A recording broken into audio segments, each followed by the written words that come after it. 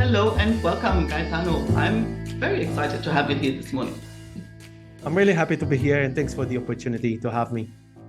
It's really funny to actually record something in my time zone. Very rare, very rare. True. Um, so before we dive into our topic for today, why don't you give people like the 2-minute bird's eye overview? Gaetano, who are you? Where are you based? What's your business? Who do you help and how? Yeah, so I am Gaetano Caruana. I am from the tiny island of Malta, sunny island. It's south of Italy. We're very, very, very small. And yeah, we help businesses. Like the short version of what we do is we have been for the past 10 years helping businesses to get referrals through word of mouth. So basically we help businesses with two things, mainly with a strategy to come up with a word of mouth refer a friend strategy for their business, specifically for their business. And the second is how they take that strategy and automate it through our platform that we have built.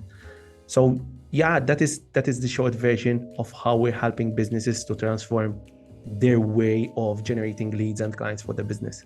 Yeah, I love that. Well, I'm big on connecting with people, so this like really speaks to me. Now, the first thing that pops up for me, what's difficult about that? Like, why does somebody need a strategy and a tool to share something with their friends? Yeah. So let's take 2 steps back. So every entrepreneur that I've spoken to in the past 10 years, when I mentioned the word referrals and do you want to get more referrals, they get excited. So that's a good positive sign. Everyone knows what a referral is. Everyone knows the benefits. So there's no need to go there, right? Everyone understands that they need to have a way how to get referrals.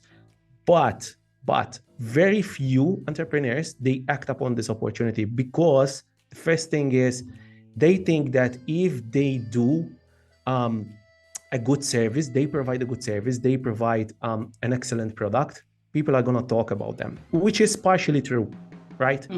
But the whole strategy thing is how are you going to facilitate that? Because if you make it easier for people to talk about you, if you direct your audience in the right direction, and potentially you also, if possible, incentivize them to do so, that's going to get you 10x the results. So that's the whole idea why you should need to come up with a strategy. You need to track your KPIs. So how many referrals are you getting versus you pray and wish to get referrals, and you don't know exactly how much percentage of your business is coming through referrals, and you need to facilitate it because everyone knows that time is limited, and the fact that you're providing at the right stage of your customer journey an easy way how they can spread the word about your messaging, about your product, about your service in an easy way that takes them as little time as possible with the least amount of friction, that's going to get you the best results. So that's why you need a strategy in order to understand when to pitch and when to ask for referrals, how often you should do it, what kind of rewards, incentives you should give to your audience in order to add more fuel to the fire, so to speak. And also you need the platform in order to automate all this because we don't have time to track who's sending you referrals in order to give them the rewards that you promised to give them, and in order to track the KPIs, which is the most important thing in anything that you do in business, right? So that answers the strategy, the question why you need a strategy and why you also need a platform. And I can confirm this from sort of the other end, which was really quite interesting when you shared this with me. It's like, oh, I've seen something like that, which was amazing because I signed up for Pet Summit. It was a pet anxiety summit. And I noticed that, I don't know, a couple of days in, there was all of a sudden like, hey, by the way, you can earn some whatever. I don't remember the rewards, don't care about that, but there was a link.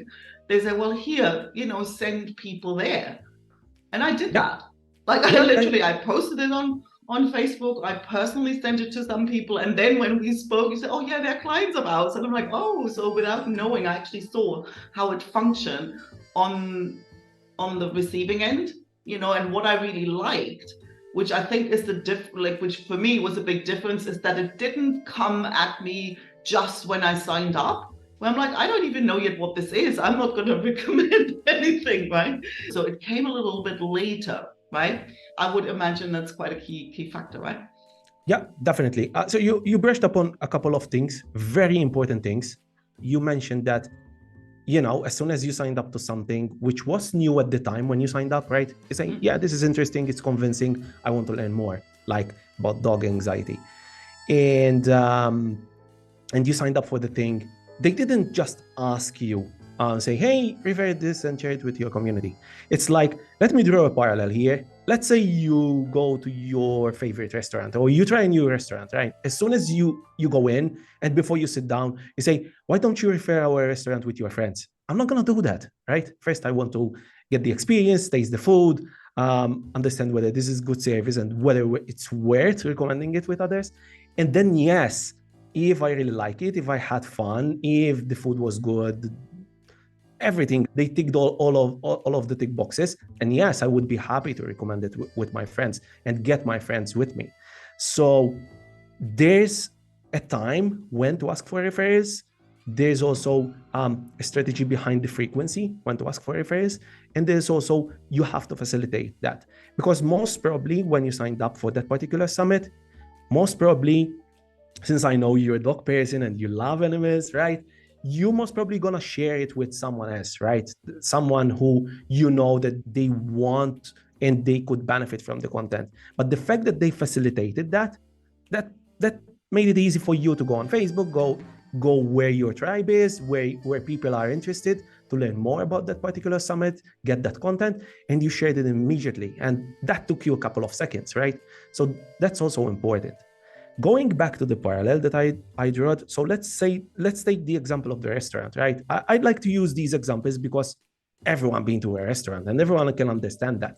So let's say you've been to this restaurant, you've tried it, food tasted delicious, service was excellent, and then when you kind of like went and paid your bill, your check, and you tipped the waiter, that is the right time where they say, listen, how was the food? How was the service? And you say, excellent. That's the right time to say, hey, next time would be delighted to have you again. And next time, maybe you can also bring your friends with you. And they are asking for a referral. They are pitching it at the right time when it's going to stick most, right? And when they have a good possibility of getting referrals. But once again, everyone's been to a restaurant. How often does that happen? So restaurateurs, they understand that their business depends also on referrals, but how often they are doing it, right? And that's something that I've been working on the past for the past 10 years, because when we get clients, and we kind of like help them with the strategy, that is the first thing that we tell them. You are getting referrals. I want to be truthful to you. You are getting referrals, but you don't know how many referrals you're getting. And most probably you're getting 10% of the referrals that you could potentially get. And that is where we start operating on. Yeah, because I mean the thing that always pulls me towards referrals is because it solves the trust question. It's almost like when you come recommended, all you have to do is not mess it up, right? So you don't have to work so hard to earn somebody's trust, because somebody else has already done like half the work for you on that front.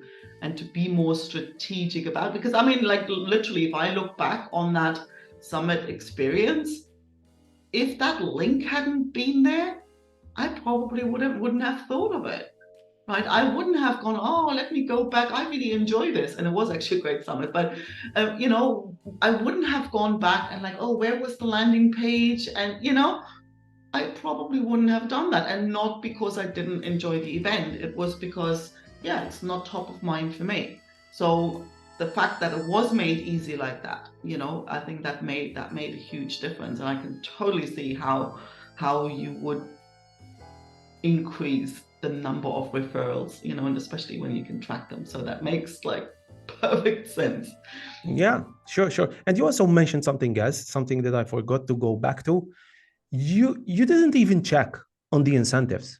And that's in 80% of the cases, someone is convinced to share something to speak about the service, to share content, to share a webinar, because this whole thing, this word of mouth thing, can be applied to basically anything, right?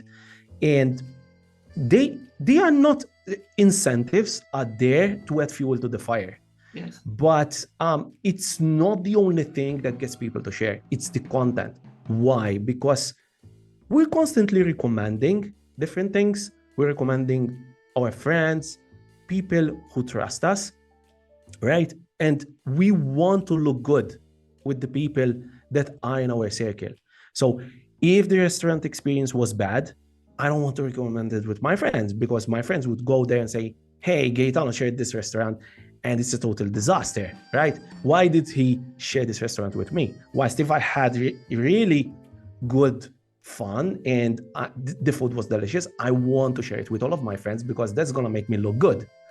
So this is a psychology thing. So first thing is you have to earn trust, and the second thing is you want to facilitate it in order to get the best out of your referral strategy. And that is irrespective of the rewards. The rewards are there to help to add fuel to the fire, because I really like this term, but it's not the only thing, right?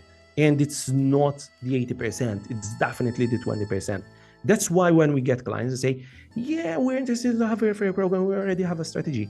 Have you put in time to understand what your people need and what gets them to share? No, I didn't. I just want to automate it. Okay, you're basically gonna waste time and money in automating something that you have tested out, and most probably the results, they are not gonna look really, really good.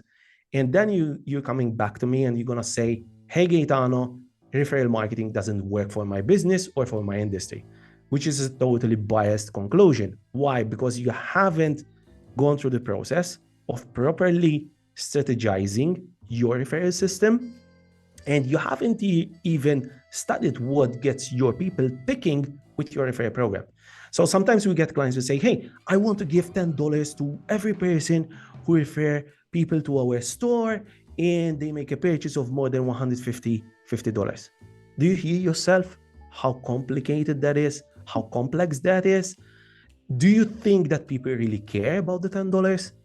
People care more about referring others to something that, to a store that's gonna save their friends a couple of dollars.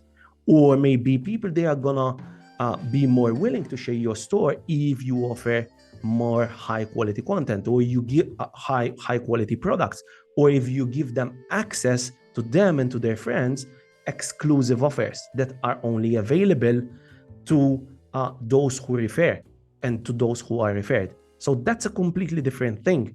But you have to study all these different strategies, and not just come up with a strategy and you think it's the best idea in the world and you go about implementing and automating it. It's the same everywhere. Like, you need to really understand and really know what makes your people tick. And this is no different. Like, this is no magic bullet and just kind of like, so it still requires that deep dive. So you've got something coming up where people can find out more about how all this works and what it might be able to do for them. Yep. So when it comes to referrals and referral strategies, I'm constantly chatting with different entrepreneurs and explaining to them how this can help them, right? And go through the whole process. And about 3 to 4 months ago, I said to myself, listen, it would be good to collate all of the questions that I got, everything that I've learned, all of the experiments that we've done with our clients, everything that we learned regarding rewards, how to set up your referral program, why referrals are really important, so on and so forth, and come up with something really, really in depth. And we're calling it Leverage Lead Generation Masterclass. And it's about 90 minutes long. So it's going to require that 90-minute investment. It's free, but it's basically going to do a brain dump of what I've learned and basically give it to you. It's for free. You can walk away with it and go about and implementing your referral strategy after you go through this masterclass. Love it. And we'll have the link below this video, obviously. So yeah, if you have any question, get in touch with Gaetano, and thank you for coming. This was super interesting, and I hope lots of people tell all their friends about what you're doing. Thanks for having me. I really appreciate you.